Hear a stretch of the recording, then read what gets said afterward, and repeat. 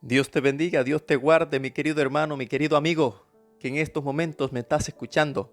Alabado sea el nombre del Señor, porque tú tomas un tiempo, separas un tiempo para estudiar lo que dice la palabra de Dios. La guía de estudios de este trimestre se titula ¿Cómo interpretar la Biblia? Qué interesante, ¿verdad? Aprenderemos cómo interpretar la Biblia. Muy bien, la lección 1 se titula La singularidad de la Biblia. ¿Por qué la Biblia es tan singular? Tendrás en esta ocasión un repaso completo de la guía de estudios de escuela sabática del segundo trimestre. Mi amigo, como adventistas del séptimo día, somos protestantes, lo que significa que creemos en el principio de la sola escritura. Es decir, que solo la Biblia la tenemos como el único fundamento autorizado de nuestra fe y de nuestras doctrinas. De hecho, desde el principio, a los creyentes adventistas se les ha catalogado como el pueblo del libro. ¿Y por qué? Por su confianza plena en la Biblia como única autoridad y en todos los temas de fe y de práctica. Es decir, que lo que creo, lo creo porque lo dice la Biblia, y lo que practico, lo que hago, lo hago porque así lo dice la palabra de Dios. Esto es especialmente relevante en estos últimos días, cuando, como dijo Elena G. de White, Dios tendrá en la tierra un pueblo que sostendrá la Biblia y la Biblia sola, como piedra de toque de todas las doctrinas y base de todas las reformas. Y tú preguntarás, bueno, ¿y dónde dice eso? Pues, Conflicto de los Siglos, página 581. Por supuesto, no somos los únicos entre los protestantes al afirmar que la Biblia y la Biblia sola es el fundamento de nuestra fe. Hay otros también. A pesar de que muchos de los que afirman esto creen en cosas, imagínense ustedes lo que creen en cosas como que en el Nuevo Testamento el domingo reemplazó al sábado como día de reposo semanal. Eso no es así. Creen en la inmortalidad del alma, en el tormento eterno en el infierno para los perdidos, e incluso creen en un arrebatamiento secreto en el que Jesús regresa en forma silenciosa a la tierra para raptar a los salvados, mientras todos se preguntan, ¿cómo pudo haber desaparecido tanta gente? Hay un asunto en el que debemos ser claros. Esto es un asunto que debemos ser claros. Hay un número creciente de creyentes que no leen ni estudian la Biblia. No sé si estás de acuerdo conmigo, pero esto es real. Hay mucha gente que dice ser creyentes que no leen ni estudian la Biblia. Ahora, tú y yo debemos preguntarnos un asunto. ¿Cómo podemos interpretar la Biblia de manera adecuada y correcta? ¿Cómo evitar el mal uso y la distorsión de las Escrituras? Y la otra pregunta que tenemos que hacernos obligados es cómo lidiar con creyentes inestables que tuercen el significado de la palabra de Dios. Dado que las Escrituras nos dicen que algunos pueden hacer mal uso de la palabra de Dios y retorcerla para su propia destrucción, debemos estar en alerta máxima y aprender a interpretar la Biblia correctamente. La interpretación bíblica también afecta nuestra espiritualidad, influyendo en cómo vivimos y respondemos a lo que dicen las Escrituras. Mira, hay personas que tienden a ser muy livianas con lo que dicen las Escrituras. Te menciono dos ilustraciones por lo menos. Imagínate tú que un grupo de personas entraban descalzos al templo por la experiencia de Moisés ante la zarza que ardía. Interesante, ¿no? Pensaron que siempre que nos acercábamos al templo o al lugar donde invocábamos la presencia de Dios, teníamos que entrar descalzos. La forma como se interpreta la Escritura afecta nuestra mente, nuestra forma de pensar. Número 2. Otros entraban gateando al templo porque ellos leyeron que Jesús dijo que el que no es como niño no entraría en el reino de los cielos. Entonces entraban gateando al templo. Interesante, ¿no te parece? De la misma manera, el tema de la interpretación bíblica da forma al resultado de nuestra teología. Da forma al resultado de nuestro mensaje y da forma al resultado de nuestra misión. Si no hay una interpretación seria, se hace decir a la Biblia lo que no dice o cualquier otra cosa, simplemente por pretensión humana. Hay una pregunta que debemos responder. Tú y yo debemos responder. ¿Qué debe incluir nuestro estudio de la Biblia? ¿Qué debe incluir nuestro estudio de la Biblia? Pues estamos para apoyarnos, ¿verdad? Nuestro estudio de la Biblia debe incluir un estudio cuidadoso y una reflexión devocional que involucren tanto a la mente como al corazón en la búsqueda del verdadero significado. La realidad divina de las Escrituras exige una rendición, una humillación, el apartar el orgullo, la presunción de todo el que se acerca a la Escritura para interpretarla. Toda persona que se cree intérprete de la Biblia o que llegue a interpretar un pasaje de la Biblia debe someterse a la autoridad de la palabra escrita de Dios y dejarse guiar por la palabra. En este trimestre queremos bosquejar las ideas fundamentales que dan forma a nuestra comprensión de la naturaleza de las Escrituras. Estudiaremos cómo Jesús y los apóstoles veían las Escrituras. Reflexionaremos sobre las implicaciones de lo que significa que la Biblia sea la fuente autorizada de nuestra teología. Número 3. Consideraremos lo que significa decir que seguimos el principio de la sola Escritura, es decir, solo por medio de las Escrituras. Número 4. Ilustraremos los efectos de los diferentes métodos por medio de la historia bíblica de la creación. Número 5. Exploraremos por qué la historia y la profecía son cruciales para la fe bíblica. Y finalmente, abordaremos el desafío de interpretar pasajes difíciles de las Escrituras y al mismo tiempo permanecer fieles a la palabra de Dios. Es decir, que no te puedes despegar de este trimestre.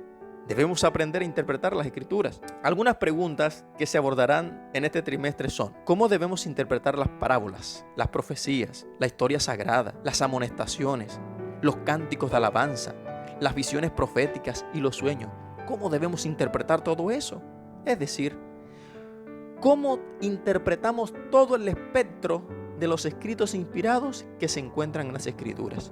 Estas, mi amigo y mi hermano, y otras preguntas recibirán respuestas.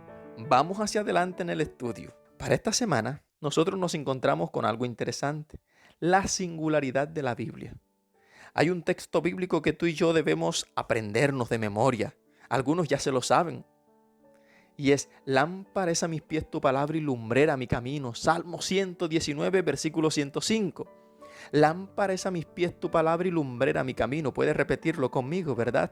Lámpara es a mis pies tu palabra y lumbrera mi camino. La Biblia está compuesta por 66 libros, como ya tú sabes. 39 en el Antiguo Testamento y 27 en el Nuevo Testamento. De Génesis a Apocalipsis, 66 libros. El Antiguo Testamento está del Génesis hasta Malaquías y el Nuevo Testamento de Mateo hasta Apocalipsis. La Biblia fue escrita durante más de 1500 años en 3 continentes. ¿Cuáles son? Asia, África y Europa. Por más de 40 autores. ¡Qué interesante! Por eso la Biblia es única.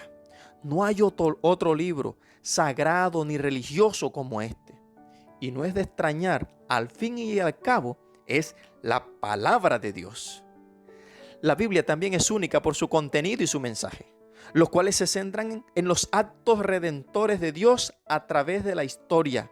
Dios a lo largo de la historia ha querido redimir a todo ser humano. Es la palabra viva de Dios, porque los creyentes de hoy cuentan con la promesa de que el mismo Espíritu Santo inspiró las Santas Escrituras, que el mismo Espíritu Santo los guiará a toda verdad a medida que estudien la palabra. Esta presentación la dividiremos en 5 puntos. Esta parte que nos corresponde ahora, nos vamos a entronizar, la dividiremos en 5 puntos. El primero es la palabra viva de Dios. En Deuteronomio, que significa la segunda ley, el capítulo 32, versículo 45 al 47, Moisés describe la palabra de Dios como vida. El énfasis de Moisés es que el pueblo de Dios tuviera como prioridad en su vida a Dios y hacer su voluntad. Y al final de la historia de la tierra, el asunto no cambiará. Dios tendrá un pueblo que se mantendrá fiel a todas las escrituras, lo que implica que guardan los mandamientos de Dios y tienen la fe de Jesús. Así lo dice Apocalipsis 14:12. Aquí está la paciencia de los santos, los que guardan los mandamientos de Dios y tienen la fe de Jesús. Estas, mis amigos, mis hermanos, son las características distintivas del pueblo remanente de Dios. Este pueblo permanecerá fiel a la enseñanza de la Biblia. Ahora bien, ten presente que Jesús es el centro y el objetivo de todas las escrituras. Él mismo dijo: escudriñad las escrituras porque a vosotros os parece que en ellas tenéis la vida eterna y ellas son las que testifican de mí. Juan 5:39, ¿verdad? Y en Juan 14:6 él dijo: yo soy el camino, la verdad y la vida, nadie va al Padre sino por mí. La palabra de Dios no tiene cosa vana.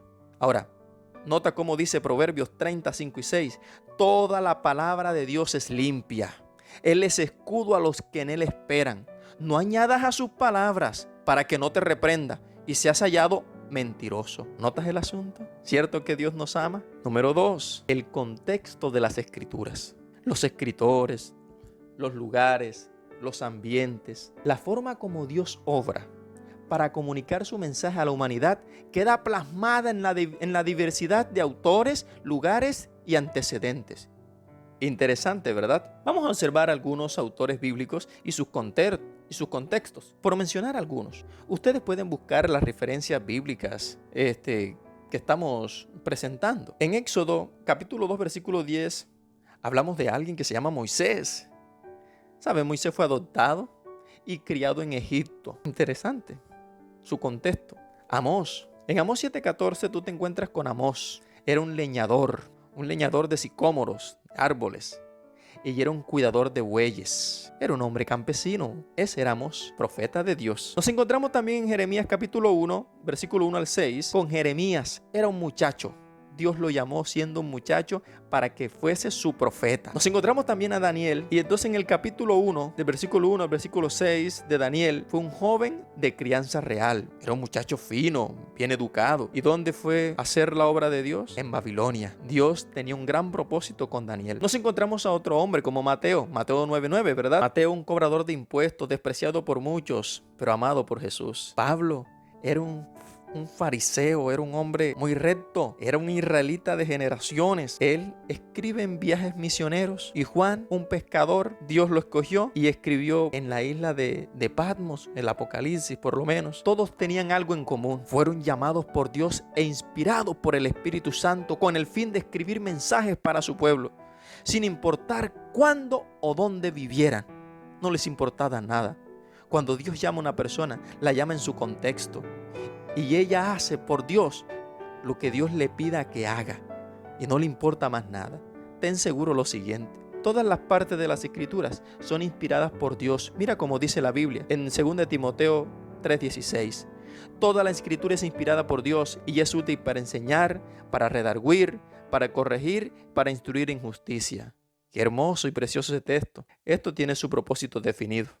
Una razón clara es que las cosas que se escribieron antes para nuestra enseñanza se escribieron a fin de que por la consolación, por el estudio de las Escrituras, nosotros tengamos esperanza, como lo dice Romanos 15:4. Qué hermoso es esto. Observemos cómo lo declara Elena de White. Dios se ha dignado comunicar su verdad al mundo por medio de instrumentos humanos, y Él mismo, mediante su Santo Espíritu, hizo idóneos a los hombres y los habilitó para realizar esa obra. Guió la mente de ellos en la elección de lo que debían decir y escribir. El tesoro fue confiado en vasos de barro. Sin embargo, a pesar de todo, es del cielo. Mensajes selectos, tomo 1, página 29. Todo lo que has escuchado hasta aquí nos ayuda a entender la asombrosa verdad de la veracidad de la palabra de Dios. Ahora, la Biblia también tiene su parte profética. Entre las obras religiosas, la Biblia es única porque hasta el 30% de su contenido es profético o es compuesto con literatura profética. El Dios que actúa en la historia también conoce el futuro y lo ha revelado a sus profetas.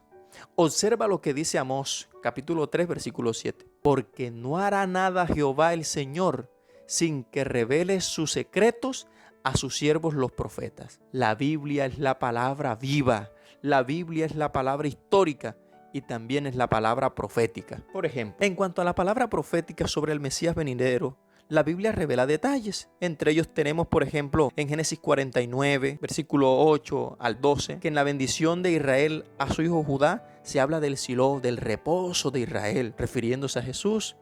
Indica además que no será quitado el cetro de Judá y su reinado. También Zacarías hace mención a la entrada triunfal de Jesús a Jerusalén. En el Salmo 22, que es un salmo mesiánico, e Isaías 53 muestran los padecimientos de Cristo en ocasión de su camino al Calvario y en el Calvario. En Daniel 9, 24, 27 escribe la llegada del Mesías a la tierra hasta su muerte. Miqueas 5:2 profetiza el lugar y el contexto de su nacimiento. Malaquías escribe, el profeta Malaquías, sobre el ministerio de Juan el Bautista y deja en claro que el Mesías es el ángel del pacto. El hecho de que estas profecías del Antiguo Testamento se hayan cumplido con tanta precisión en la vida, la muerte y la resurrección de Jesús es un testimonio de su inspiración y revelación divinas. También indica que Jesús era quien él y otros profetas afirman que era. ¿Puedes hacer una lista de las razones que tienes para creer en Jesús y su muerte en nuestro favor?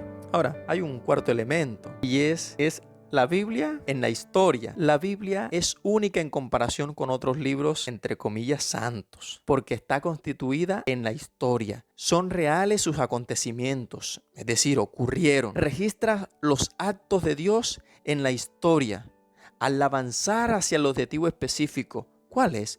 Restaurar la relación de Dios con sus criaturas mediante Jesucristo. La Biblia tiene dos objetivos claros históricamente hablando. La primera es la promesa del Mesías. Ya ocurrió y se completó. Y la segunda es la segunda venida de Jesús. Está más próxima de lo que creemos. Las señales se están cumpliendo. ¿Dónde se están cumpliendo? En la historia. ¿De qué forma? Al pie de la letra. La historia comprueba el testimonio de la palabra de Dios. Y un quinto elemento que quiero presentarte es el poder transformador de la palabra de Dios. En 2 de Reyes, capítulo 22, cuando tú lees del versículo 3 al versículo 20, te encuentras con un acontecimiento interesante. Josías se encuentra con el libro de la ley. Lo más probable es que haya sido el libro de Deuteronomio. Cuando él se encuentra con ese libro, rasgó su vestidura, su ropa totalmente, pues estaba angustiado. Se dio cuenta de lo lejos que estaban de él, del libro de la ley, y también lejos de su Dios. Inmediatamente comenzó una reforma en toda la tierra, derribando los altares de adoración pagana que tenían al aire libre o en un alto como tal, y destruyendo las imágenes de los dioses falsos. No querían nada que tuviera que ver con adoración a otros dioses, sino al Dios verdadero.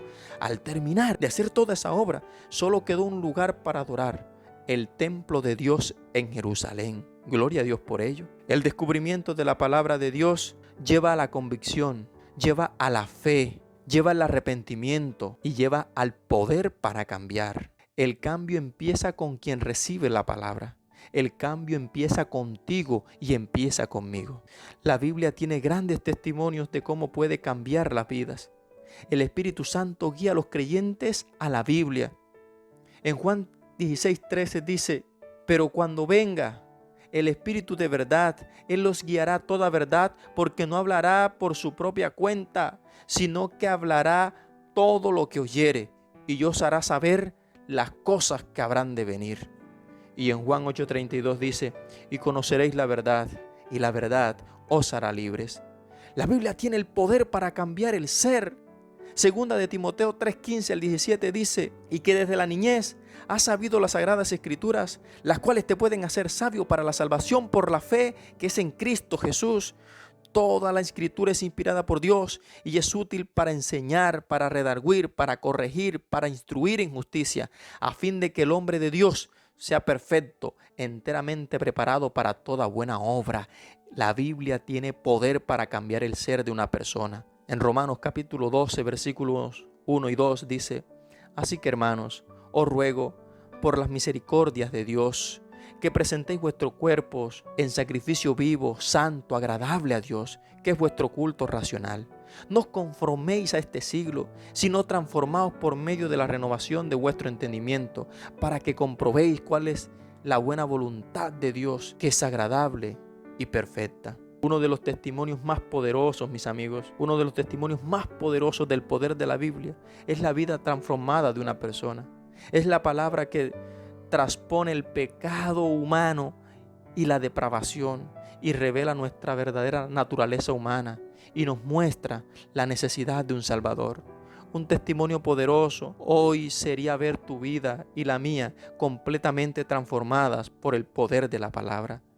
Todos debemos procurar que la palabra de Dios trabaje en nuestra vida, sea penetrante como una espada de dos filos, como diría Hebreos 4:12. Te hago una pregunta en esta hora. ¿Está tan transformada tu vida, mi vida, nuestra vida, por la palabra de Dios, que podamos enfrentar lo que viene? Tarde o temprano tendremos que enfrentar pruebas y seremos tan fieles para defender incluso con nuestra sangre las verdades de la palabra de Dios como lo hicieran los mártires. Tenemos que prepararnos para ello. El momento es ahora, el momento es ahora. Dios te bendiga. Quiero orar contigo. Padre nuestro que estás en el cielo, te quiero rogar en estos momentos, Señor, que tu bendición pueda acompañar a todos aquellos que confían en la singularidad de tu palabra.